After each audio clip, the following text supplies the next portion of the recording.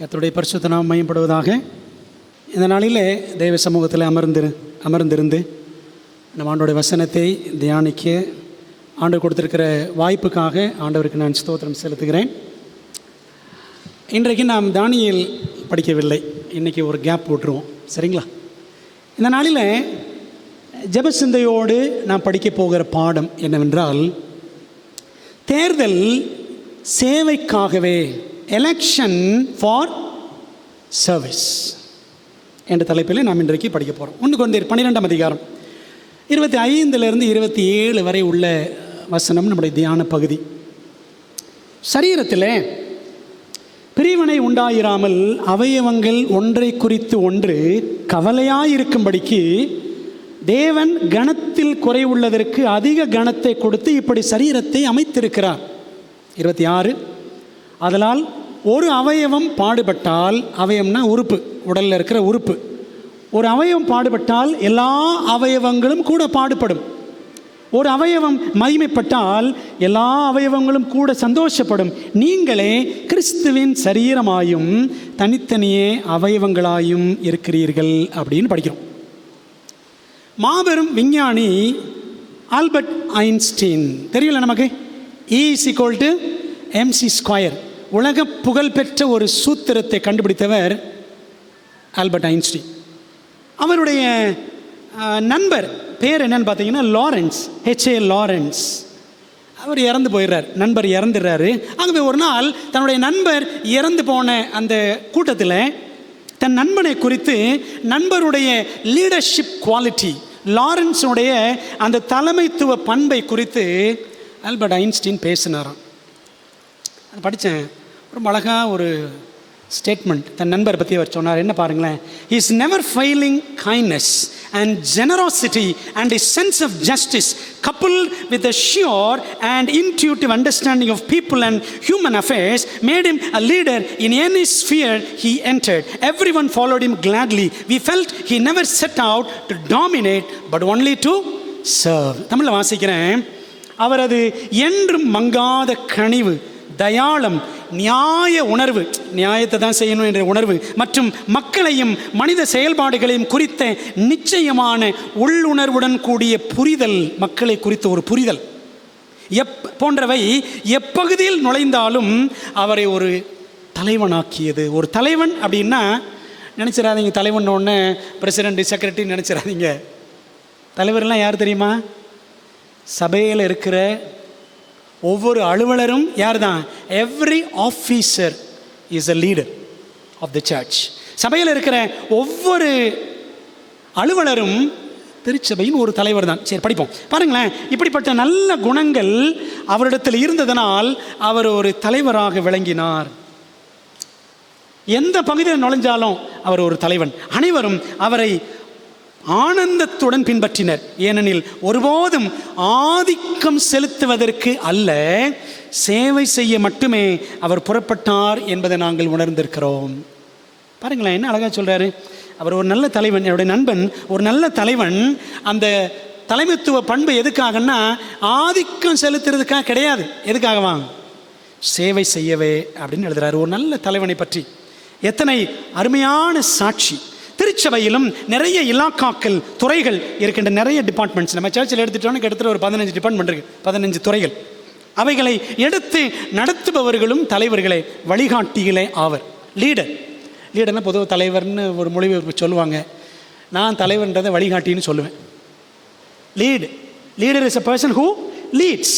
வழிகாட்டுறவர் தான் வழிகாட்டி, சரிதானே? ஆகவே ஒவ்வொரு சபையில் இருக்கக்கூடிய அந்த இலாக்காவின் அலுவலர்களும் தலைவர்களை, வழிகாட்டிகளை. அதற்காகத்தான் ஆண்டுக்கு ஒரு முறை அல்லது 2 ஆண்டுகளுக்கு ஒரு முறை நம்முடைய திருச்சபைகளில் தேர்தல் நடத்தப்படுகிறது. தேர்தலுக்கு முன் சில அரிச்சுவடி பாடங்களை நான் படித்துக்கொள்ள வேண்டியது அவசியம். ஜெபத்தோடு படிக்கலாமா? ஜெபம் பண்ணுவோம். எங்கள் நல்ல தகப்பனே, இந்த திருச்சபைக்கென்று ஆண்டவர் தெரிந்து கொண்ட நியமனக்குழு உறுப்பினர்களுக்காக ஆண்டவருக்கு ஸ்தோத்திரம். அதுபோல் ஆண்டவரே, இவர்கள் ஜெபத்தோடு செய்ய வேண்டிய அடுத்த கட்ட பணி இருக்கிறது. அடுத்த 1 அல்லது 2 ஆண்டுகளுக்கு திருச்சபையின் ஊழியங்களில் உற்சாகமாக செயல்பட போகிறவர்களை தெரிவு செய்யக்கூடிய ஒரு தெய்வீக பணி. அதை செய்வதற்கு முன்பாக ஆண்டவர் உம்முடைய ஆலோசனைகளுக்காய் காத்திருக்கிறோம். உம்முடைய ஞானத்தை எங்களுக்கு தாரும் ஆண்டவர். இந்த நாளில் நாங்கள் படிக்க போகிற பாடம் சபையார் எல்லாருக்கும், இன்னும் வெளியில் இருந்து பல சபைகளில் கேட்கக்கூடிய விசுவாசிகளுக்கும் இந்த சத்தியம் ஆசீர்வாதமாக அமையட்டும். கர்த்தாவே சொல்லும் அடியார்கள் கேட்க அவளோடு காத்திருக்கிறோம். நீர் பெருக வேண்டும், நாங்கள் சிறுக வேண்டும். இயேசுவின் மூலம் ஜெபிக்கிறோம் நல்ல பிதாவே, ஆமென். சேவை செய்யவே தேவ ஜனங்கள், God's people only to serve. சகல ஜனங்களையும் மெய் தெய்வத்தை பற்றிய சத்தியம் அறிவிக்கும் சேவை செய்யவே, சகல ஜனங்களுக்கும் மெய்யான சத்தியத்தை அறிவிக்கணும். அதற்காக ஆண்டவர் யார் தெரிந்து கொண்டார்? இஸ்ரவேல் ஜனங்களை தெரிந்து கொண்டார். இஸ்ரவேல் ஜனங்களை தேவன் தெரிந்து கொண்ட நோக்கம் அவங்க ஏதோ பெரிய பரிசுத்தவான்கள் அப்படின்றதுக்காக கிடையாது. ஏன் தெரிந்து கொண்டார்? they should serve the nations. எல்லா ஜனங்களுக்கும் மெய் தெய்வத்தை பற்றிய அறிவை கொண்டு போனோம். அதுக்காக இஸ்ரவேல் ஜனங்களை தேவன் தெரிந்து கொண்டார். வசனம் சொல்லுது பாருங்களேன். இஸ்ரேல், ஓகே, இந்த வரியை படிப்போம். Israel existed as a nation, as a servant to the nations. ஜாதிகளுக்கு ஒரு சேவை செய்யும் தேசமாக இருக்கும்படி ஆண்டவர் இஸ்ரவேல் ஜனங்களை தெரிந்து கொண்டார். வசனம் சொல்லுது, இந்த ஜனத்தை எனக்கென்று ஏற்படுத்தினேன், இவர்களின் துதியை சொல்லி வருவார்கள். ஏசாயா 4:3-2:1 43:21. Why God chose Israel? காரணம் என்ன? இஸ்ரவேலை தெரிந்து கொள்ள காரணம், இவர்களை எனக்கென்று ஏற்படுத்தினேன். இவங்க என்ன செய்வாங்க? என் துதியை, என்னுடைய புண்ணியங்களை எல்லாருக்கும் சொல்லுவாங்க.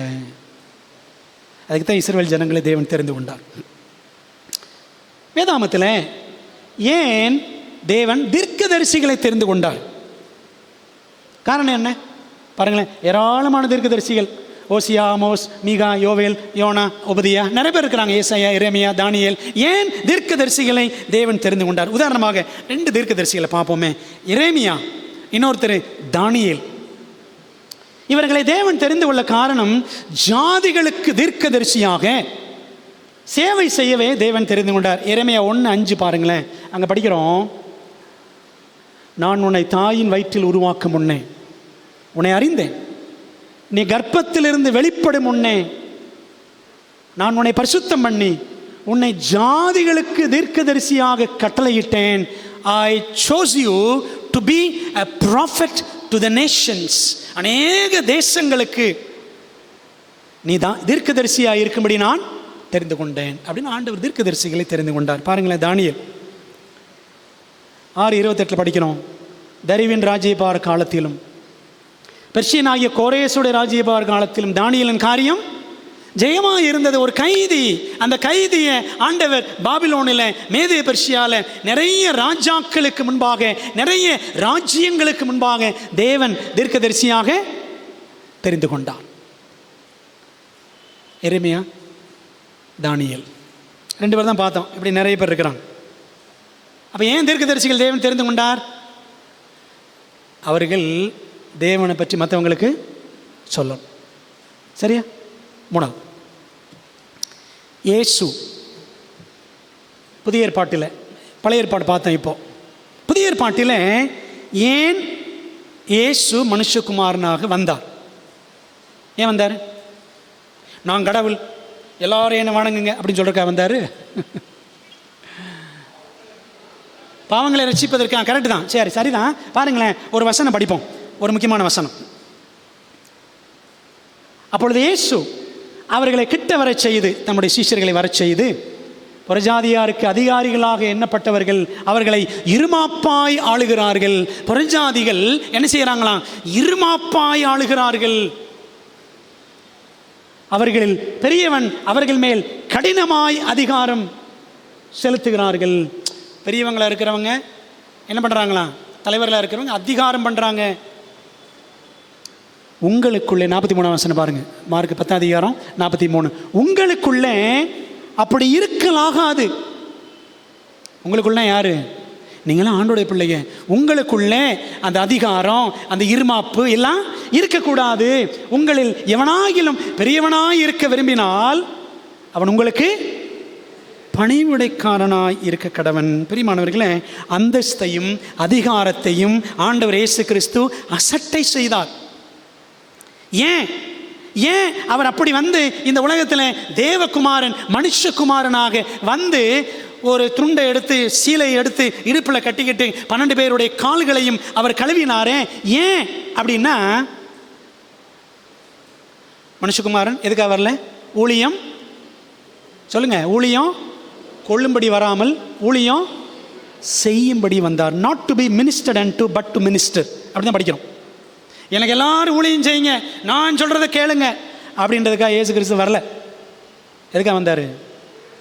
எல்லாருக்கும் ஊழியம் செய்ய வந்தார். பிரியமான தேவ பிள்ளைகள, அதை தான் நம்ம சுவிசேஷங்களில் படிக்கிறோம். ஆண்டவர் இயேசு கிறிஸ்துனுடைய முப்பரிமாண பங்களிப்பு, 3-fold ரோல். ஆண்டவர் இயேசு கிறிஸ்து எப்படிலாம் ஊழியம் செஞ்சார்னு பார்த்தீங்கன்னா சிம்பிளாக சொல்லுவாங்க, PPK. என்ன சொல்லுவாங்க பாருங்க, ஜீசஸ் வாஸ் PPK.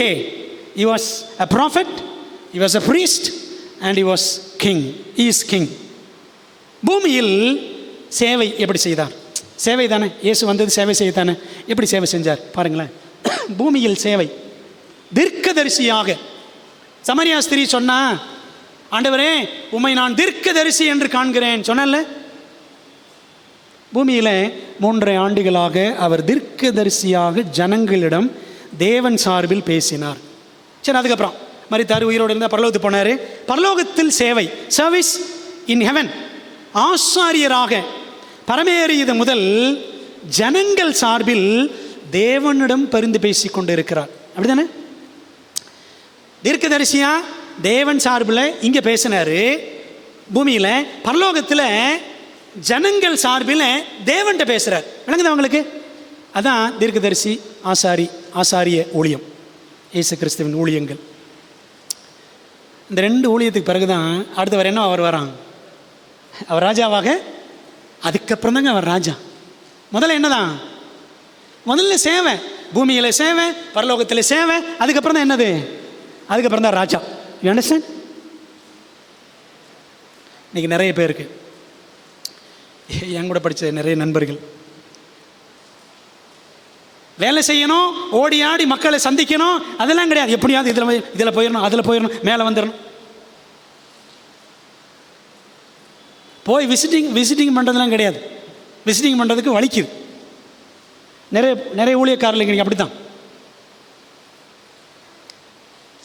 பிரியமானவர்களே, சேவை செய்யணுன்ற எண்ணம் இல்லை, எப்படியாவது மேலே வந்துடணும்.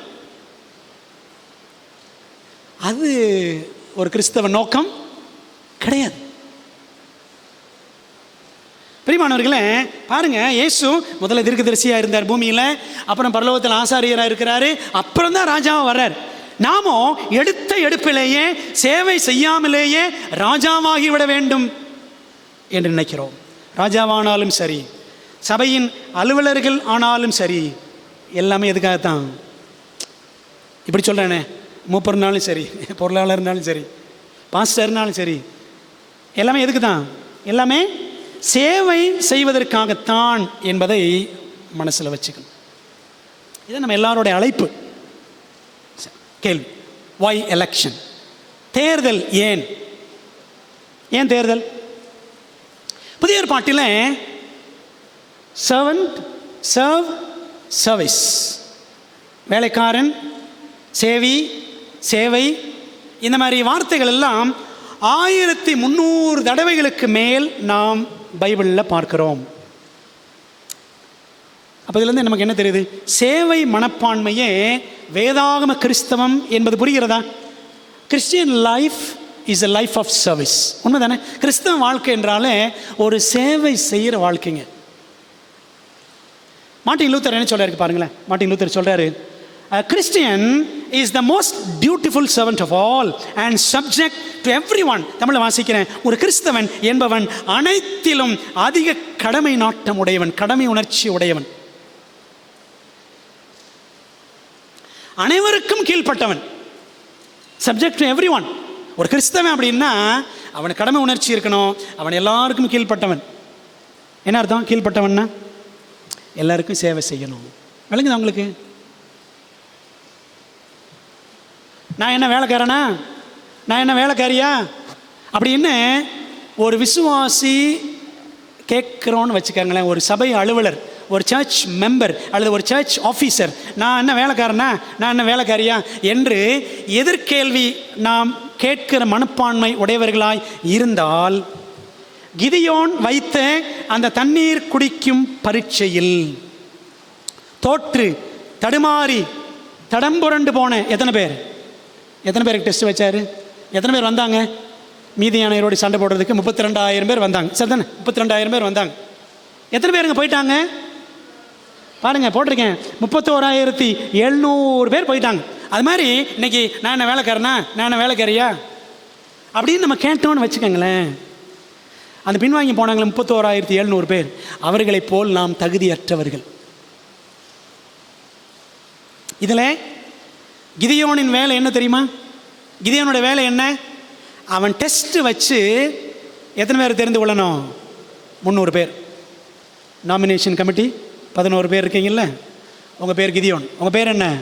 உங்கள் பேர் கிதியோன். சர்ச்சில் 300 பேர் இருப்பாங்க. இதில் என்ன பண்ணணும்? ஒரு 30 பேர் தெரிந்தெடுக்கணும். விளங்குதா உங்களுக்கு? அதான் கிதியோன் வேலை. கிடியன் கமிட்டி, நாமினேஷன் கமிட்டிக்கு பேர் கிடியன் கமிட்டின்னு வச்சுக்கலாம். கிதியோன் குழு. ஆக நிறைய பேர் இருப்பாங்க. இந்த நிறைய பேரில் அர்ப்பணிப்புள்ள, அடங்கி நடக்கிற, ஆண்டவர் எப்படி தண்ணி குடிக்க சொன்னார் அப்படி தான் குடிக்கணும். நக்கி குடினா நக்கி தான் குடிக்கணும். விளங்குதா உங்களுக்கு? எனக்கு கொஞ்சம் ப்ரெஸ்டீஜ் இஷ்யூ, நான் நக்கலாம் மாட்டேன் அப்படின்னா ஆண்டவர் போ அப்படின்றவார். விளங்குதா உங்களுக்கு? மண்டி போட்டு நக்கி தண்ணி எடுத்து அப்படியே ஜாக்கிரதையாக குடிப்பான் அப்படின்னா அப்படி தான் குடிக்கணும். இல்லை நான் சௌகரியமாக சாவகாசமாக தெனாவட்டா குடிப்பேனா, நீ போ அப்படின்ற ஒரு ஆண்டவர். விளங்குதா? அன்பான தேவ பிள்ளைகளே, அர்ப்பணிப்புள்ள, அடங்கி நடக்கிற ஆண்டவர் என்ன சொல்கிறாரோ, அந்த ஊழியக்காரன் கிதியோன் என்ன சொல்லுகிறானோ அப்படி அடங்கி நடக்கிற, அப்படியே சொன்னதை செய்கிற அந்த 300 பேரை கண்டுபிடிக்கிறது தான் கிதியோனுடைய வேலை. அந்த வேலை தான் யாருடைய வேலை? நாமினேஷன் கமிட்டியோடைய வேலை. சேவை செய்யும் ஒரு சிறு கூட்டத்தை ஜெபத்துடன் தெரிவு செய்வதுதான் நியமன குழுவின் வேலை. ஒருதலை பட்சமாகவே சாய்ந்து ஓட்டு போடுவதற்காக உள்ளே வந்துடக்கூடாது. எப்படியாவது நம்மளால் கொண்டாந்துடணும், நம்மளால் கொண்டாந்துடும். விளங்குதா உங்களுக்கு? இப்படி தான் எல்லா இடத்துலையும் நடக்குது. அப்போ தேர்தல் ஏன்? ஆண்டவர் சொல்கிற மாதிரி, ஊழியக்காரர்கள் சொல்கிற மாதிரி, சபையினுடைய நலனுக்காக சேவை செய்யக்கூடிய மனப்பான்மை உடையவர்களை, அந்த சின்ன கூட்டத்தை தேர்ந்தெடுக்கணும். நாமினேட் கமிட்டி உள்ளே போகிறவங்க உள்ளே போயிட்டு நம்ம பேரே மாறி மாறி சொல்லலாம்ன்ற சிஸ்டம்லாம் கிடையாது. சரிங்களா? ஒரு பெரிய சர்ச்சுக்கு அந்த சிஸ்டம்லாம் அவசியமே கிடையாது. நம்ம பேரை மாற்றி மாற்றி எடுத்துக்கலாம். நியமனம்னாலே நீங்கள் போய் நியமனம் பண்ணணும் மற்றவங்களை. சரி தானே? அதான் நாமினேட்டிங் கமிட்டி. அதை புரிஞ்சுக்கணும் நம்ம. பிரியமானவர்களே, தேர்தலின் தேவை, நீட் ஆஃப் எலெக்ஷன் என்ன தேவை? மந்தைக்கு மாதிரிகளை கண்டுபிடிக்கணும். Pick out ensamples to the flock. திருச்சபைக்கு யார் மந்தைக்கு முன்மாதிரிகளாக இருக்கிறாங்க அப்படின்றவங்களை இந்த 11 பேர் கண்டுபிடிக்கணும். விளங்குதா உங்களுக்கு? அப்போ எவ்வளோ கவனமாக அந்த வேலையை செய்யணும், எவ்வளோ ஜபத்தோடு அது செய்யணும். திருச்சபை தேர்தல் மூலம் தெரிவு செய்யப்படுகிறவர்கள் தங்களை அதிகாரிகள் என்று கருதாமல், இந்த 11 பேர் போய் ஒரு 25-30 பேர் தெரிந்து கொள்வார்கள். அவர்கள் தங்களை அதிகாரிகள் என்று கருதாமல் மந்தைக்கு மாதிரிகள் என்று கருதி செயல்பட வேண்டும் என்பதுதான் தேவனுடைய பரிபூரண சித்தம். வேத பகுதியை திருப்போம். 1 பேதுரு 5ஆம் அதிகாரம். என்னோட திருப்புவீங்களா? 1 Peter chapter 5. 1 பேதுரு 5ஆம் அதிகாரம் முதல் 5 வசனங்களை நாம் வாசிப்போம். அதில் என்ன போட்டிருக்கு பாருங்களேன். உங்களில் உள்ள மூப்பருக்கு உடன் மூப்பனும், கிறிஸ்துவின் பாடுகளுக்கு சாட்சியும், இனி வெளிப்படும் மகிமைக்கு பங்காளியுமாயிருக்கிற நான் புத்தி சொல்லுகிறது என்னவெனில், உங்களிடத்தில் உள்ள தேவனுடைய மந்தையை நீங்கள் மேய்த்து கட்டாயமாய் அல்ல, மனப்பூர்வமாயும் அவலட்சணமான ஆதாயத்திற்காக அல்ல, உற்சாக மனதோடும் சுதந்திரத்தை இருமாப்பாய் ஆளுகிறவர்களாக அல்ல. மார்க்கில் படித்தோம்ல, மந்தைக்கு மாதிரிகளாகவும் கண்காணிப்பு செய்யுங்கள். ஏன் தேர்ந்தெடுக்கிறோம்? தேர்தல் மூலமாக அலுவலர்களை இவங்க என்ன செய்யணும்? மந்தைக்கு மாதிரிகளாக இருக்கணும், கண்காணிப்பு செய்யணும். 4 வசனம். அப்படி செய்தால் பிரதான மெய்ப்பர் இயேசு வெளிப்படும் போது மகிமையுள்ள வாடாத கிரீடத்தை பெறுவீர்கள். அந்தபடி இளைஞரே, மூப்பருக்கு கீழ்ப்படியுங்கள். நீங்கள் எல்லாரும் ஒருவருக்கொருவர் கீழ்ப்படிந்து மனத்தாழ்மையை அணிந்து கொள்ளுங்கள். பெருமையுள்ளவர்களுக்கு தேவன் எதிர்த்து நிற்கிறார், தாழ்மையுள்ளவர்களுக்கு கிருபை அளிக்கிறார். முந்திரி கொட்ட பேதுரு கர்த்தருடைய கைக்குள் அடங்கி நடக்கிறவனாக தன்னை அர்ப்பணித்ததால் அவனை ஆண்டவர் முன்மாதிரி பேதுருவாக உயர்த்தி அவர் பிரசங்கம் பண்ணாரு. 3000 பேர் யூதர்கள் இயேசுவை ஏற்றுக்கொண்டார்கள். ஒரு பிரசங்க வீரனாக மட்டுமல்ல, அவனை ஒரு எழுத்தாளனாக, பைபிள் எழுதக்கூடிய அந்த வேத எழுத்தாளர்களில் இவரையும் ஒருத்தரா 1 பேதுரு 2 பேதுரு எழுது அப்படின்னு ஆண்டு வச்சார். சரிங்களா? முதல்ல முந்திரி கொட்டையாக தான் இருந்தார். சரிதானே? கேள்விக்கிட்டே இருப்பார், காதை வெட்டிடுவார். சரிதானே? அங்கே பேசுவார், இங்கே பேசுவார், இங்கே ஓடுவார், அங்கே ஓடுவார், எல்லாம் பண்ணுவார். ஆனால் அதே 1 பேதுரு 5 படித்து பாருங்களேன். ஏற்ற காலத்தில் தேவன் உங்களை உயர்த்தும்படிக்கு அவருடைய பலத்த கைக்குள் அடங்கி இருங்கள்.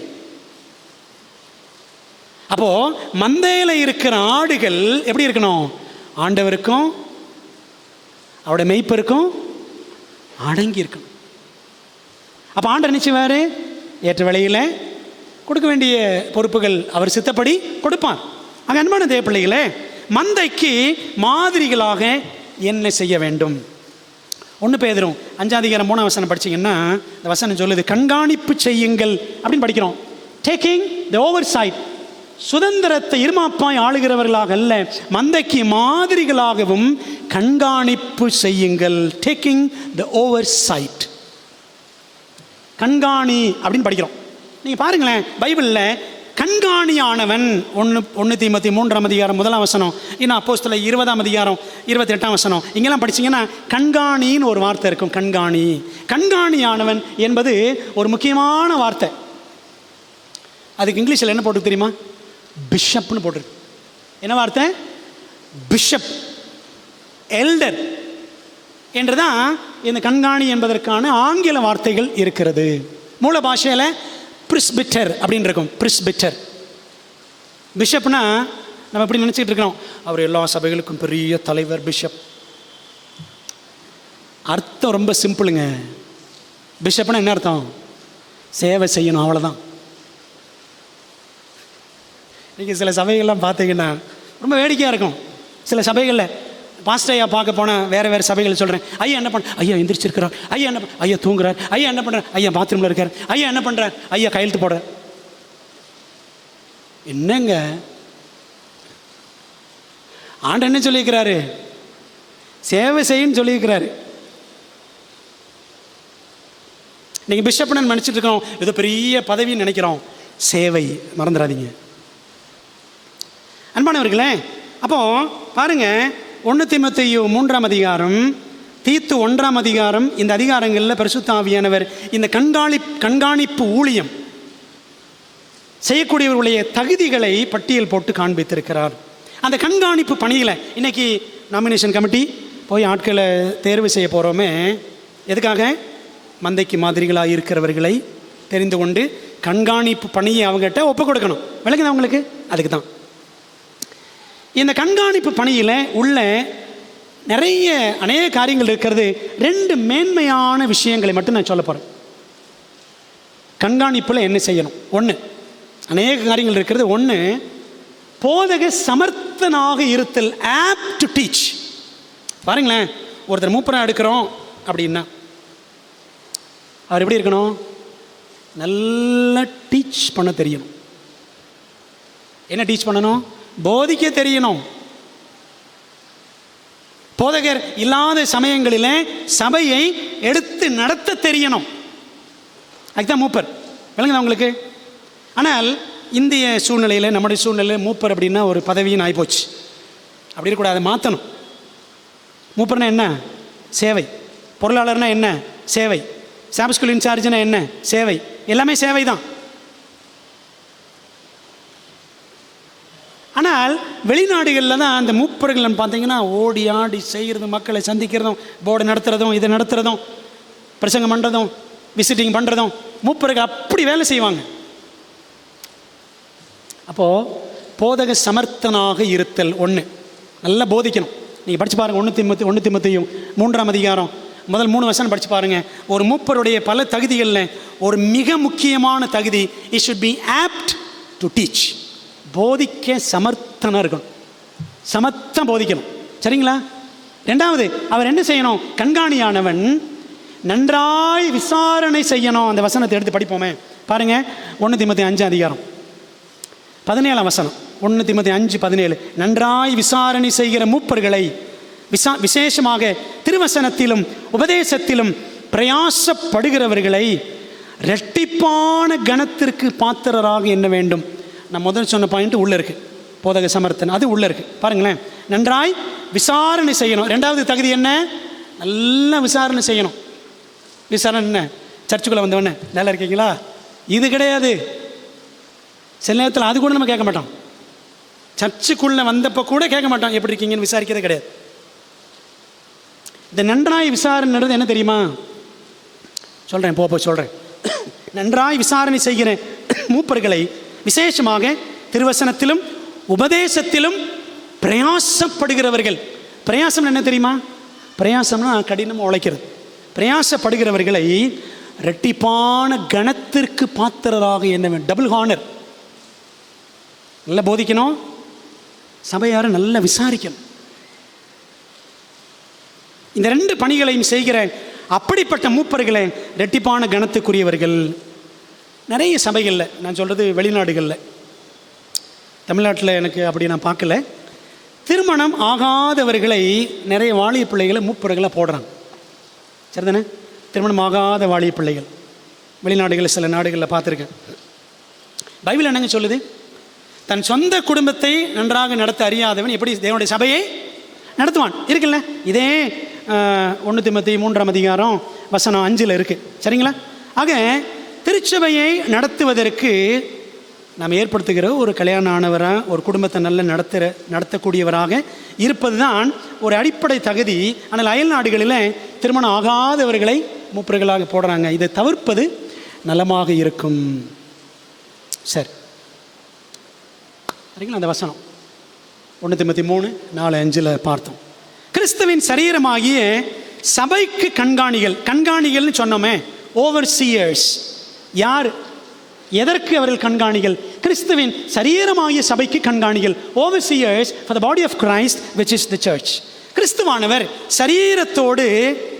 சரீரத்தில் இந்த உலகத்துக்கு வந்தார். எத்தனை வருஷம் வாழ்ந்தார்? 33 வருஷம். எருசலேமில் மட்டும் 33 ஆண்டுகள் வாழ்ந்தார். இப்பொழுது அவர் சரீர பிரகாரமாக இந்த உலகத்தில் எங்குமே இல்லை, எங்குமே கிடையாது.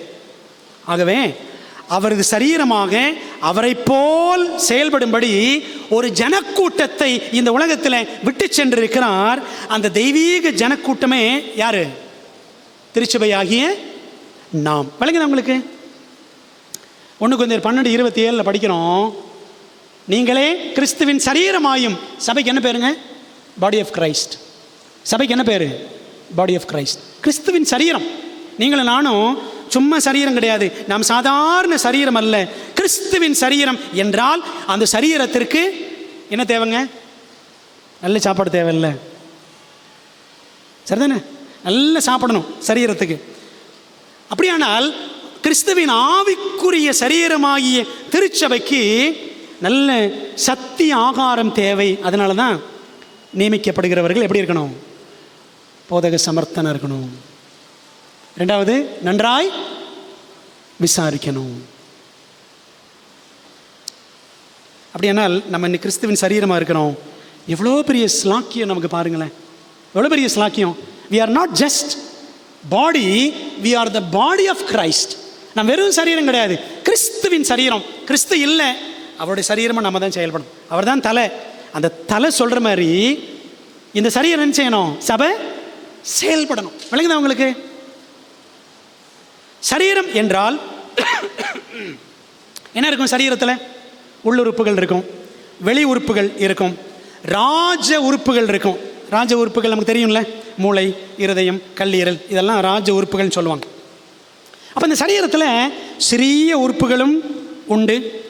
இந்த சுண்டு விரல், குடல் வால், வயிற்றில் குடல் வால், இந்த மாதிரி இதெல்லாம் சின்ன சின்ன உறுப்புகள்.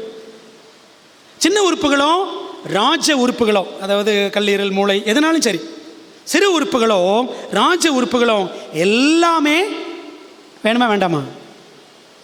எல்லாமே அவசியம். அவசியமற்ற உறுப்புகள் என்று தேவன் எதையுமே படைக்கவில்லை. சில நேரத்தில் சொல்லுவாங்க, சிலர் சொல்ல நான் கேட்டிருக்கேன், அந்த இறப்பையில் அந்த குடல்வால், இந்த குடல்வால்லாம் தேவையே கிடையாது அப்படின்னு சொல்லுவாங்க. இப்போ தேவையில்லாமல் ஆண்டு வச்சுட்டாரோ? ஒரு டாக்டர் என்கிட்ட சொன்னார், இல்லை இல்லை அதெல்லாம் அவசியம், அந்த குடல்வால் அவசியம், இந்த குடல்வால் இருந்தால் தான் நமக்கு பேலன்சிங் நல்லாயிருக்கும் அப்படின்னார். புரியுதா உங்களுக்கு? அதெல்லாம் சில நேரத்தில் எனக்கு பேலன்ஸ் பண்ண கொஞ்சம் கஷ்டமாக இருக்குன்னு நினைக்கிறேன். சரிங்களா? சில நேரம் இந்த ஒரு மாதிரி இந்த தலை சுற்று அந்த மாதிரி இருக்குது. பிரியமானவர்களே, அப்போ பாருங்கள், எல்லா உறுப்புகளுமே அவசியம். அவசியமற்ற உறுப்புகள் என்று தேவன் எதையுமே படைக்கவில்லை. நம்ம நினச்சிடக்கூடாது. ஆவிக்கிற விதமாக சொல்லுகிறேன், பொறுப்பில் உள்ளவர்கள், ஆஃபீஸராக இருக்கிறவங்க, போர்டில் இருக்கிறவங்க, இவங்க தான் முக்கியமானவர்கள், பொறுப்பில் இல்லாதவர்கள் முக்கியமற்றவர்கள் என்பதெல்லாம் கிடையாது. நல்லா கவனிங்களேன். நீங்கள் சொன்னா தான் அவங்க ஆஃபீஸர். வழங்குதா உங்களுக்கு? சபை சொன்னா தான் ஆஃபீஸர். நியமிக்கிறது யார் தான்? சபையார் தான். அதனால் அவர் மூப்பர், அவர் தான் பெரிய ஆள், நான் ஒன்றுமே இல்லை அப்படின்னு நினைக்காதீங்க. முழு சபையும் சேர்ந்து தான் அலுவலர்களை ஏற்படுத்துகிறோம். அங்கே பிரியமானவர்களே, பொறுப்பில் உள்ளவர்கள் முக்கியமானவர்கள், பொறுப்பில் இல்லாதவர்கள் முக்கியமற்றவர்கள் என்பதெல்லாம் கிடையாது. அனைத்து சேவையும் ஆண்டவருக்கு முன்பாக சரிசமம். ஆங்கிலத்தில் அங்கே சரியாக தெரியல, all service ranks the same with God. எல்லா வேலையும், திருச்சபையில் இருக்கிற எல்லா வேலையும் தேவனுக்கு முன்பாக ஒரே சமந்தான். சரியா? சபையில் சிலர் அலுவலர்களாக இருக்கிறோம், பலர் அங்கத்தினர்களாக இருக்கிறோம். அலுவலர்களாக இருக்கிற சிலர் அங்கத்தினர்களாக இருக்கிற பலரை தேடி சென்று நன்றாய் விசாரிக்க வேண்டும். ஏனெனில் நம்ம யாரு? கிறிஸ்துவின் சரீரம். சரீரத்தில் நிறைய அங்கங்கள், அவயவங்கள், உறுப்புகள் உண்டு. ஆகவே ஒரு சரீரத்தின் உறுப்பு இன்னொரு உறுப்பின் மீது என்ன செய்யணும்? அக்கறை காட்டணும். வாங்க 1 கொரிந்தியர் 15 அதிகாரம் திருப்புறீங்களா பைபிளை? 1 கொரிந்தியர் 15 அதிகாரம், 12 அதிகாரம், 1 கொரிந்தியர் 12, 12 வசனம் பாருங்களேன். 25. சரீரத்தில் பிரிவினை உண்டாயிராமல் அவயவங்கள் ஒன்றை குறித்து ஒன்று கவலையாயிருக்கும்படிக்கு. பாருங்களேன், உடம்புல இப்போ எனக்கு சுண்டு வரல அடிபட்டுச்சுன்னு வச்சுக்கோ. சுண்டு வரல தானே, மற்ற 4 விரல் நல்லா இருக்குது அப்படின்னு விட்டுருவோமா? விடமாட்டோம்ல. சரீரத்தில் பாருங்களேன், இந்த ஒரு சுண்டு விரல ஏதாவது ஒரு நகத்தை வெட்டும் பொழுது கொஞ்சம் ஆழமாக வெட்டி ரத்தம் வந்துருச்சு வச்சுக்கோங்களேன், ஐயோ அப்படின்றோம், மூளை வேலை செய்து உள்ளே போகுது, அப்படி தானே? விரலுக்குள்ளே விரலை வாய்க்குள்ளே விடுறோம், மருந்து போடுறோம். அப்போ ஒரு சின்ன உறுப்புக்கு உடம்பெல்லாம் சேர்ந்து கவனம் செலுத்துது. விளங்குதா? அதே மாதிரி தாங்க கிறிஸ்துவின் சரீரமாகிய சபையில் ஒரு உறுப்பினர் இன்னொரு உறுப்பினர் குறித்து என்ன செய்யணும்? கவலைப்படணும். அதான் வசனம் சொல்லுது. சரீரத்தில் பிரிவினைகள் உண்டாயிராமல் அவயவங்கள் ஒன்றை குறித்து ஒன்று கவலையாயிருக்கும்படிக்கு தேவன் கணத்தில் குறை உள்ளதற்கு, ஒரு எளிமையான விசுவாசி, ஒரு ஏழை விசுவாசி, ஒரு கஷ்டப்படுற விசுவாசி அப்படின்னு எடுத்துக்கங்களேன், கணத்தில் குறை உள்ளதற்கு அதிக கணத்தை கொடுத்து இப்படி சரீரத்தை அமைத்திருக்கிறார்.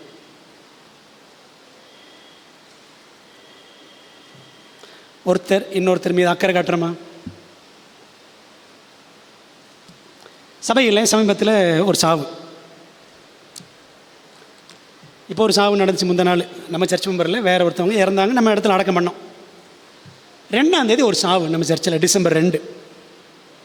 சாவு வீட்டை தேடி வந்து அன்னைக்கு துக்கத்தில் கலந்து, திங்கக்கிழமை அன்னைக்கு துக்கத்தில் கலந்து கொண்டவர்கள் விசுவாசிகள் மொத்தம் எத்தனை பேர் தெரியுமா? மொத்தம் 6 பேர். எங்கள் 2 பேரும் சேர்த்து, என்னையும் ஒய்ஃபையும் சேர்த்து மொத்தம் 6 பேர். 4 விசுவாசிகள், பாஸ்டமா. சரி, கல்லறைக்கு போனோம். அடக்கத்துக்காக அக்கறையோடு சபையிலேருந்து வந்தவங்க மொத்தம் 5 பேர். எங்கள் 2 பேரும் சேர்த்து 5 பேர். வீட்டில் 6, கல்லறையில் 5. எல்லாம் முடிஞ்சிச்சு. கல்லறையில் முடிஞ்சோன்னே கேட்டேன், பிரதர் நான் வீட்டுக்கு வந்துட்டு இடையில உங்கள் வீட்டுக்கு வந்துட்டு எங்கள் வீட்டுக்கு இடையில போனேன், ஏன்னா நான் போன கேப்பில் யாராவது சர்ச்சிலேருந்து வந்தாங்களா கேட்டேன். ஒருத்தரும் வரல பாஸ்ட் அப்படின்ட்டார். சரி, முடிஞ்சிச்சு. அந்த சாவு வீட்டுக்கு ஒரு மூப்பரும் வரல, ஒரு டீக்கனும் வரல, யாருமே வரல. ஒரு நாள் விட்டு மறுநாள் புதன்கிழமை டிசம்பர் 4ஆம் தேதி அந்த வீட்டில் ஆறுதல் கூட்டம் நடந்துச்சு. ஒரே ஒரு மூப்பர் வந்தார். நாங்கள் 2 பேர், நானும் ஒய்ஃபும், மொத்தம் 7 பேர். அப்புறம் குடும்பத்தார் ஒரு 5-6 பேர் வந்தாங்க. பாருங்களேன், சாவு வீட்டில் 6 பேர், கல்லறையில் 5 பேர், ஜபக்கூட்டத்தில் 7 பேர், எல்லாத்துலையும் 2 பேர் நாங்கள் இருக்கிறோம். அன்றைக்கி அந்த ஜபக்கூட்டம் முடிஞ்சிச்சு. ஜபக்கூட்டம் முடிஞ்ச உடனே அந்த சகோதரி, நம்ம சர்ச் மெம்பர் தான், கேட்டாங்க, பாஸ்டர் நம்ம சர்ச்சில் 200 பேர் இருக்கோம் பாஸ்டர்,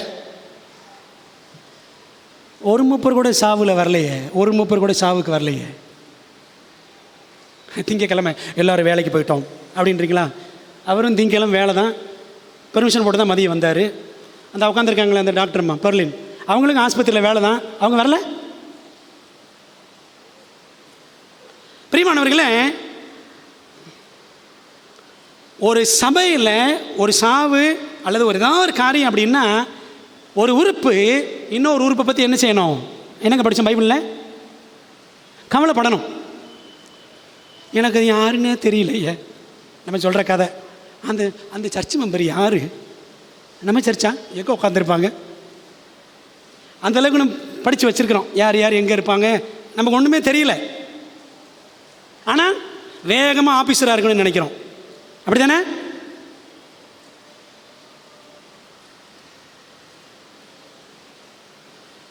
பிரியமான தேவ பிள்ளைகளே, ஐக்கியம் என்பது சபையில் வந்து உட்காருதல் மட்டும் தெரியக்கூடாது. கமிட்டியில் போர்டில் வந்து உட்காருதல் மட்டும் ஐக்கியம் கிடையாது. சாப்பாட்டு வேலையில் சாப்பிட்றது மட்டும் ஐக்கியம் கிடையாது. சாவு வீட்டிலும் அந்த ஐக்கியம் தெரியணும். அங்கெல்லாம் வந்திருக்கணும், எல்லாம் பாஸ்டர் பார்த்துக்குவார் அப்படின்னு நினைக்காதீங்க. ஒரு உறுப்பு இன்னொரு உறுப்பை பற்றி என்ன செய்யணுமா? பைபிள் என்ன படித்தோம்? கவலைப்படணும்.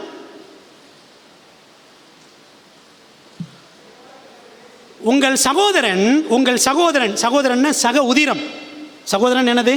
சக உதிரம். என்னுடைய உதிரங்க அவர், என்னோட ரத்தம். சகோதரன் என்றால் அதனுடைய அர்த்தம் சக உதிரம். என்னுடைய சகோதரன் வீட்டு துக்கத்திலும் கலந்து கொள்ள வேண்டும். அலுவலர்கள் என்றால் கமிட்டியில் உட்காருவது மட்டுமல்ல, கல்லறைக்கும் வந்து நிற்க வேண்டும். விளங்குது உங்களுக்கு? சந்தோஷப்படுகிறவுடனே சந்தோஷப்படுங்கள், பைபிள் அப்படித்தான் சொல்லுது. சந்தோஷப்படுகிறவுடனே சந்தோஷப்படுங்கள், அழுகிறவர்களுடனே அழுங்கள், பரிசுத்தவான்களுடைய குறைவில் அவர்களுக்கு உதவி செய்யுங்கள். ரோமர் 12ஆம் அதிகாரத்தில் படிக்கிறோம். எல்லாம் ஏட்டு சுரக்கா தான், எல்லாம் ஏட்டு சுரக்கா. பேப்பரில் எழுதி வச்சு புடலங்காய் அப்படின்னு எழுதி வச்சா வயிறு நிறைஞ்சிருமா? சாப்பாடு பிரியாணின்னு பேப்பர் எழுதி வச்சுட்டு பிரியாணின்னு பார்த்துக்கிட்டு அந்த வயிறு நிறைஞ்சிருமாங்க? படிக்கிறோம், இப்படிலாம் இருக்குன்னு படிக்கிறோம், ஆனால் இல்லையே, செயலில் இல்லையே. பிரியமான தேவ பிள்ளைகளே, இதை யோசித்து நாம் செயல்பட வேண்டியது மிக அவசியம். ஆகவே ஆண்டவர் திருச்சபையில் அந்த ஐக்கியம், ஒரு உறுப்பு இன்னொரு உறுப்பை குறித்து அக்கறைப்பட வேண்டும், கவலை கொள்ள வேண்டும் என்று தேவன் எதிர்பார்க்கிறார். அது கொஞ்சம் யோசித்துக்கங்க. நம்முடைய ஆண்டவர் எப்படிப்பட்டவர் என்றால், வரங்கள் அருளும் வல்ல தேவன், mighty God who gives gifts. தேவன் தமது சித்தத்தின்படி அவயவங்கள் ஒவ்வொன்றையும் சரீரத்திலே வைத்தார். ஆண்டவர் தான் யார் யாரை எந்தெந்த பொறுப்பில் வைக்கணுமோ ஆண்டவர் வைக்கிறார். அவருடைய சித்தம். 1 Corinthians 12:18 அதை வாசிக்கிறோம். சில சபைகளில் காணிக்கை கணக்கு புத்தகங்களையும் வங்கி பாஸ்புக், அந்த வங்கி கணக்கு புத்தகத்தையும் வைத்து கொண்டு நான் தரமாட்டேன். நிறைய சர்ச்சில் எலெக்ஷன் டைமில் பிரச்சனை நடக்கும். நான் தரமாட்டேன், நான் தான் ட்ரெஸ்ஸராக இருப்பேன், என்னை மாற்ற, நான் புக்கு தரமாட்டேன். இப்படி கணக்கு புக்கு தரமாட்டேன்ட்டு 18 வருஷம் ட்ரெஸ்ஸர், அப்படி சில சபைகளில் நடக்குது. இப்போ ஒரு இடத்துல நடந்துக்கிட்டு இருக்கு. நான் தரமாட்டேன், நான் கொடுக்க மாட்டேன், நான் தான் வச்சுருப்பேன். அப்படி கிடையாதுங்க. ஒரு தனிநபரோ ஒரு குழுவோ ஒரு குடும்பமோ சபையை ஆதிக்கம் செலுத்த கூடாது. It's a general body. திருச்சபைன்றது ஒரு பொது அமைப்பு. இந்த பொது அமைப்பில் எல்லாமே பொதுவாக தான் செயல்படணும். விளங்குதா உங்களுக்கு?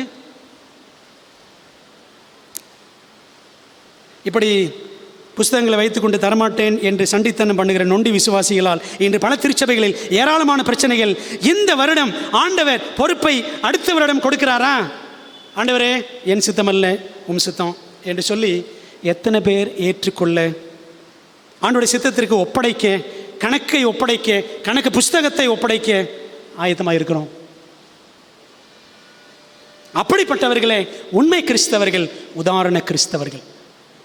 ஒரு பகுதி வாசிக்கிறேன் நம்ம சர்ச் மேனுவலில் இருந்து. இப்போ வாசத்தில் அந்த சிவப்பு புஸ்தகம் சர்ச் மேனுவல், அதில் பக்கம் 48 வாசிக்கிறேன் பாருங்களேன். Like all other church officers, the elder is elected for 1 or 2 year term as determined by the local church. It is not advisable for one person to serve indefinitely, but the elder may be re-elected. The church is under no obligation, however, to re-elect, but may choose another for eldership whenever a change seems advisable. Upon the election of a new elder, the former elder no longer functions as the elder, but may be elected to any other church office. Tamil வாசிக்கிறேன்.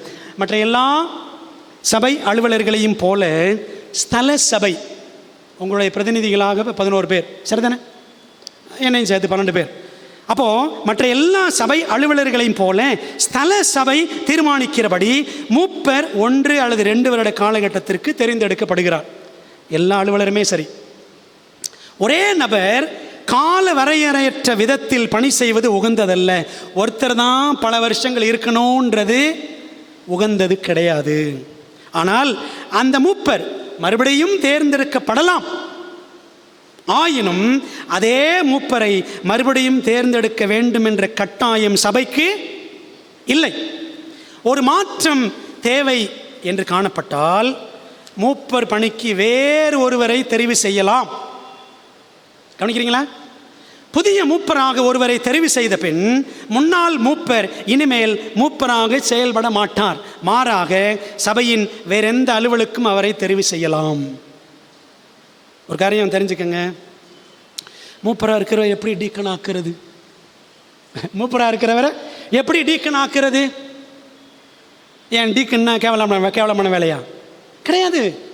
மூப்பராக இருந்தவரை okay இது வரைக்கும் இருந்துட்டாரு, சரி அவர் deacon ஆக்குங்கன்னா no problem. The church can decide on that. திருச்சபை அந்த நியமன குழு அதை தீர்மானிக்கலாம். அப்படி தானே இருக்கு, சரிங்களா?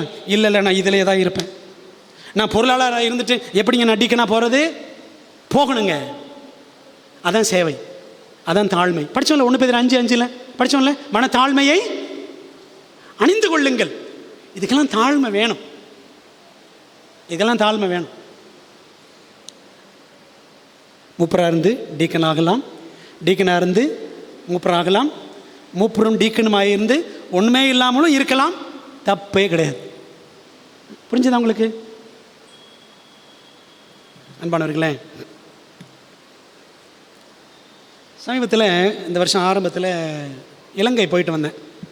இலங்கை போயிட்டு வந்தப்போ அங்கே அழகாக சில வேலைகள்லாம் செஞ்சுருக்காங்க பாருங்களேன். சபை மூப்பர் கையேடு, தமிழ்நாட்டில் இது வரைக்கும் செஞ்ச மாதிரி தெரியல. மூப்பர் கையேடு, சபை குமாஸ்தா, சபை கிளர்க்குடைய கையேடு, எப்படி இந்த கிளர்க் வேலை செய்யணும். அப்புறம் டீக்கனஸ் கையேடு. இப்போ ஒரு புக்கே இருக்குங்க, டீக்கனஸ் கையேடுனா வந்து ஏதோ துணி மடிக்கிறது மட்டும் நினச்சிட்டு இருக்கிறோம். இதில் பார்த்தா 125 பக்கம் இருக்குது, படிக்கணும். சரிங்களா? பணி விவரங்கள் கர்த்தருக்கு சித்தமானால் அடுத்த ஆஃபீஸர்ஸ் தெரிந்து கொள்ளும் பொழுது என் ரொம்ப நாளாக சொல்லிட்டு தான் இருக்கிறாங்க, பட் நான் தான் செய்யலை. யார் யாருக்கு என்ன வேலைன்றதை எழுதி கொடுத்துரும், டைப் பண்ணி கொடுத்துரும். உங்கள் பைபிளில் பத்திரமா வச்சுக்கோங்க, அந்த வேலையை செய்யணும். மூப்பர் வேலை, டீக்கன் வேலை, இந்த மாதிரி எல்லா வேலையும் வெறும் சும்மா சர்ச்சுக்குள்ளே இங்கேயே முடிஞ்சு போகிற வேலை அப்படின்னு நினச்சிக்காதீங்க. வெளியில் போய் வேலை செய்யணும்.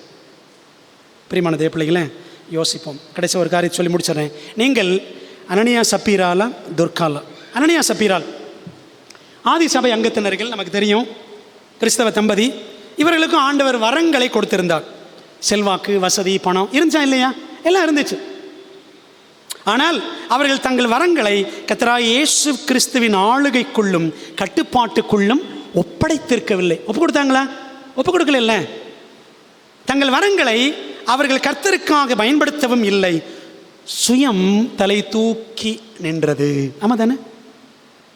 இவ்வளோ போய் கொடுக்கறதா ஆண்டவருக்கு, நம்ம கொஞ்சம் எடுத்து வச்சுக்கோமே. சுயம் தலை தூக்கி நின்றது. சீமோன் பேதுருவுக்கு முன்பாக சுருண்டு விழுந்து செத்தார்கள். இது அப்போஸ்தலர் 5 அதிகாரம். யோப்பா பட்டணத்தில் துர்கால் என்ற ஒரு சீஷி இருந்தால் அவளுக்கு தையல் வரம், தைக்கிற வரம். இந்த அம்மா ஒரு ஊசி வச்சுருந்தாங்களாம், தைச்சிக்கிட்டே இருப்பாங்க. இந்த அம்மா தையல் வரம் ஆண்டு கொடுத்திருந்தார். கர்த்தராகிய இயேசு கிறிஸ்துவின் ஆளுகைக்கு தன்னை உட்படுத்தி அவள் அந்த வரத்தை பிறருக்காக செயல்படுத்தினாள். ஆமாம் இல்லையா? ஊரார் எல்லாரும் அவளை மெச்சினர். சுயம் அவளிடம் சுக்கு நூறாகி இருந்தது. அவட்டு சுயநலமே கிடையாது. பாவம், இறந்துட்டாங்க அந்த அம்மா. ஆதி திருச்சபையில் அவளது விசேஷ வரம், சமூக பணி, சோசியல் சர்வீஸ் தேவை என்று கண்ட பரலோகம் பேதுருவின் மூலம் அவளை மீண்டும் மரண தேசத்திலிருந்து உயிர்ப்பித்து கொண்டு வந்தது. ஆமாம் தானே? நம்ம உயிரோடு வந்தாங்கல்ல.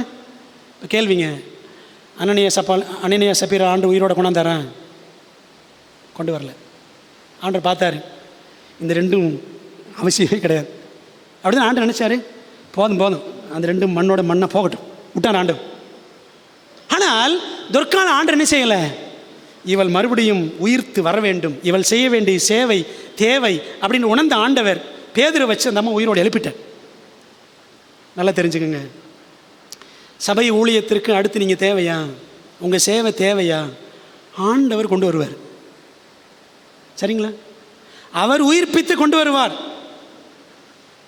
உயிர்ப்பிக்கிற வேலை யாருடைய வேலை? அவருடைய வேலை. கொஞ்சம் யோசித்து பார்த்தேன். பேதுரும் வரம் பெற்றவர் தான்.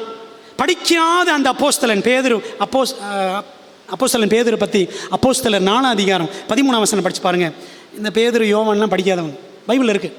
படிக்காத இந்த அப்போஸ்தலன் பேதுரு பெந்தேகோஸ்தினால் வல்லமையாக பிரசங்கம் பண்ணா. 3000 பேர் ஞானஸ்நானம் பெற்றார்கள். ஒரு கட்டத்தில் பேதுருவும் இரத்த சாட்சியாக மரித்தான். அவனது வரமும் ஊழியமும் இனி அவசியமில்லை என்று கண்ட தேவன் அவனது மரணத்துக்கு பின் அவனை உயிர்ப்பித்து கொண்டு வரல. பேதுரு உயிரோட கொண்டாந்தாரா? அவ்வளோதாங்க. நமக்கெல்லாம் ஒவ்வொருத்தருக்கும் ஒரு டைம் வச்சுருப்பார். அந்த டைம், ஆண்டவரே என் சேவை இது வரைக்கும் அவ்வளோதான், போதுமா, ரெடி ஆண்டவரே, நான் போகிறதுக்கு ரெடி அப்படின்னு இருக்கணுங்க. அப்படி மனநிலை போதகர்களுக்கும் தேவை, தலைவர்களுக்கும் தேவை, விசுவாசிகளுக்கும் தேவை, டீச்சர்களுக்கும் தேவை, பிரின்சிபால்களுக்கும் தேவை, எல்லாருக்கும் தேவை. என்னை ஆண்டவர் இது வரைக்கும் வச்சாரு, அவ்வளோதான், போதும். இல்லை நான் தான் இருப்பேன், இன்னும் நான் தான் இருப்பேன் அப்படின்னா இது சரியா? தப்பு. தேவ சித்தத்துக்கு முரணாக செயல்படுவது. தேவன் உங்களுக்கு வரம் பொறுப்பு கொடுத்தால் வாங்கி கொள்ளுங்கள். கொடுக்காவிட்டாலும் அர்ப்பணிப்புள்ள அங்கத்தினர்களாக சபையில் கிறிஸ்துவில் சத்தியத்தில் நிலைத்திருங்கள். அவ்வளோதான், முடிக்க போகிறேன். கிறிஸ்தவ வாழ்க்கையை மூணாக பிரிக்கலாம். கிறிஸ்தவ வாழ்க்கை என்ன தெரியுமா? Salvation, sanctification, service. அவ்வளோதான் வாழ்க்கை, கிறிஸ்தவ வாழ்க்கை. அவ்வளோதான். பாவிகளாக இருக்கிற நாம், when we are sinners we come to Jesus and we receive salvation. பாவிகளாக இருக்கிற நாம் ஏசப்பாட்ட வர்றோம், சால்வேஷன், ரசிக்கப்படுறோம். அதுக்கப்புறம் என்ன? அதுக்கப்புறம் சாங்டிஃபிகேஷன், பரிசுத்தத்தில் வளரணும். அதுக்கப்புறம் என்ன செய்யணும்? வளர்ந்துக்கிட்டே சேவை செய்யணும். சேவை செய்கிறதுக்கு ஆஃபீஸராக இருக்கணும், அதிகாரியாக இருக்கணும், தலைவராக இருக்கணும், பாஸ்டராக இருக்கணும்லாம் அவசியம் இல்லை. ஒரு விசுவாசியாக இருந்து என்ன செய்யலாம்? சேவை செய்யலாம். ஆக பிரியமானவர்களே, கர்த்தருக்குள் வளர்ந்து கொண்டே காலமெல்லாம் கலக மனமின்றி நாம் அனைவருக்கும் சேவை செய்ய வேண்டும். போட்டி, பொறாமை, கசப்பு, வெறுப்பு, பகை, பழிதீர்த்தல் இவை அனைத்துக்கும் கிறிஸ்துவின் பிள்ளைகளான நாம் அப்பாற்பட்டவர்களாக இருக்க வேண்டும். அர்ப்பணிப்போம். மாரநாதா, இயேசு சீக்கிரம் வருகிறார். ஆமென். பரிசுத்தம் நிறைந்த எங்கள் நல்ல தகப்பனே, இந்த பரிசுத்தமான நாளில் கர்த்தருடைய ஆலயத்தில் வந்து அமர்ந்திருந்து தேவனே, ஓய்வு நாள் பள்ளி ஆராதனையில் பங்கு பெறவும், நியமனக்குழுவை ஜெபத்தோடு தேவ வழிநடத்தலின்படி நாங்கள் தெரிந்து கொள்ளவும், சபையாருக்கு எல்லாருக்கும் ஞானம் கிருபை தந்தீர், அதற்காக ஸ்தோத்திரம். கர்த்தாவே, இந்த நாளில் எங்களுக்கு நீர் கொடுத்த நல்ல பாடங்களுக்காக நன்றி. தேர்தல் சேவைக்காகவே, எலெக்ஷன் ஃபார் சர்வீஸ் என்ற பாடத்தை நாங்கள் படித்தோம். ஆண்டவரே, இதை ஆண்டவரே சபையார் எல்லாரும் என் ஆன்லைன் வழியாக கற்றுக்கொள்ளுகிறவர்கள், ஊழியக்காரர்கள் எல்லாருக்கும் கர்த்தரதை ஆசீர்வாதமாய் மாற்றி கொடுங்க. தேவன் சொல்லுகிறபடி, வேதம் போதிக்கிறபடி சபைகள் வளர கர்த்தர் உதவி செய்ய வேண்டும் என்று ஜெபிக்கிறோம். இந்த நாளிலே தகப்பனே, நீயும் கர்த்தராகிய இயேசு கிறிஸ்துவுக்கு நல்ல போர்ச்சேவகனாய் தீங்கனுபவி என்று நாங்கள் தீமோத்தேயு புஸ்தகத்தில் வாசிக்கிறோம். அப்படிப்பட்ட நல்ல போர்ச்சேவகர்களை, தேவனுக்காக போராடக்கூடிய ஊழியத்தில் உற்சாகமாய் செயல்படக்கூடிய, மந்தைக்கு மாதிரிகளாக இருந்து கண்காணிப்பு செய்யக்கூடிய நல்ல அலுவலர்களை என் ஆண்டவர் தொடர்ந்து நீர் ஏற்படுத்த வேண்டும் என்று ஜெபிக்கிறோம். ஆண்டவரே, நியமனக்குழு அங்கத்தினர்களை தெரிந்து கொண்ட சபையாருக்காக ஆண்டவருக்கு ஸ்தோத்திரம். கர்த்தாவே, அப்படி கிரியை செய்த ஆவியானவர் தொடர்ந்து நியமனக்குழு உறுப்பினர்கள் உள்ளங்களிலும் நீர் கிரியை செய்து ஆண்டவரே, நாங்கள் நினைப்பதை அல்ல, தேவன் நினைப்பதை நிறைவேற்றும்படியாய் உம்முடைய சமூகத்தில் ஒப்படைக்கிறோம். கர்த்தர் பொறுப்படுத்திக் கொள்ளும், பெரிய காரியங்களை செய்யும். ஆண்டவரே, யார் யாருக்கு எந்தெந்த வரங்களை கொடுத்தால் அவர்கள் ஊழியத்திலே தேவனுக்கு மகிமையாக சபையின் பக்தி விருத்திக்கென்று செயல்படுவார்கள் என்பதை நீர் அறிந்திருக்கிறீர். ஆண்டவரே, யாரை திரும்ப உயிர்ப்பித்து கொண்டு வர வேண்டும், யாருடைய சேவை தேவை என்பதை நீர் அறிந்திருக்கிறீர். எல்லா இருதயங்களையும் அறிந்திருக்கிற தேவனாய கர்த்தர், மாம்சமான யாவருக்கும் தேவனாய கர்த்தர், எங்களை இந்த நியமனக்குழு மூலமாக தேர்தலிலே வழிநடத்தும்படி ஒப்படைக்கிறோம். வந்திருக்கிற எல்லாரையும் ஆசீர்வதியும். தேவைகளோடு ஆண்டவரே, பலவித பாரங்களோடு மனச்சுமைகளோடு வந்திருக்கிற பிள்ளைகளுக்கும் ஆறுதலையும் சமாதானத்தை கொடுத்து ஆண்டு அனுப்புவீராக. கர்த்தாவே, உம்முடைய ஆசீர்வாதம் எங்கள் எல்லாரோடும் இருக்கட்டும். கர்த்தாவே, இந்த நாள் இருக்கக்கூடிய நியமனக்குழு மூலமாக நடக்கிற தேர்தல் மற்றும் ஆண்டவரே, நாளை இருக்கக்கூடிய தோத்திர ஆராதனை சகலத்தையும் உடைய கருத்தில் ஒப்புக் கொடுக்குறோம். தேவன் ஆச்சரியமாய் நடத்தும். ஜெபத்தை கேட்டதற்கு ஸ்தோத்திரம். இம்மட்டும் நடத்தின எங்கள் எபனேசர், எங்கள் இம்மானுவேல் தொடர்ந்து கூட இருந்து எங்களை ஆசீர்வதிக்கும்படி இயேசுவின் நாமத்தில் ஜெபிக்கிறோம் நல்ல பிதாவே, ஆமென். பரமண்டலங்களில் இருக்கிற எங்கள் பிதாவே, உம்முடைய நாமம் பரிசுத்தப்படுவதாக, உம்முடைய ராஜ்யம் வருவதாக, உம்முடைய சித்தம் பரலோகத்திலே செய்யப்படுவது போல் பூமியிலையும் செய்யப்படுவதாக. எங்களுக்கு வேண்டிய ஆரத்தி இன்று எங்களுக்கு தாரும். எங்கள் கடனாளிகளுக்கு மன்னிக்கிறது போல் எங்கள் கடன்களை எங்களுக்கு மன்னியும். எங்களை சோதனைகள் பிரவேசிக்க பண்ணாமல் தீமை ரட்சித்துக் கொள்ளும். ராஜ்யம் வல்லமை மகிமையும் என்றென்றைக்கு முடிவுகளே, ஆமென். என் ஆத்மாவே கர்த்தரை ஸ்தோத்திரி, என் முழு உலமையோட பரிசுத்த நாமத்தை ஸ்தோத்திரி. என் ஆத்மாவே கர்த்தரை ஸ்தோத்திரி, அவர் செய்த சகல உபகாரங்களையும் மறவாதே, ஆமென். நம்முடைய கர்த்தராக இருக்கிற இயேசு கிறிஸ்துவின் கிருபையும் பிதாவின் அன்பும் ஆவியானவருடைய ஐக்கியமும் ஆசீர்வாதம் தேவதூதர்களின் காவலும் வழி நடத்தணும். இந்த நாளில் ஆராதனையில் கலந்து கொண்ட பிள்ளைகள், ஆன்லைனில் இணைந்திருக்கிற பிள்ளைகள் எல்லாரோடும், குறிப்பாக நியமனக்குழு அங்கத்தினர்களாக தெரிந்து கொள்ளப்பட்டிருக்கிற பிள்ளைகளோடும் கர்த்தருடைய ஆசீர்வாதம் இன்றும் என்றும் சதா காலங்களிலும் தங்கியிருப்பதாக, ஆமென்.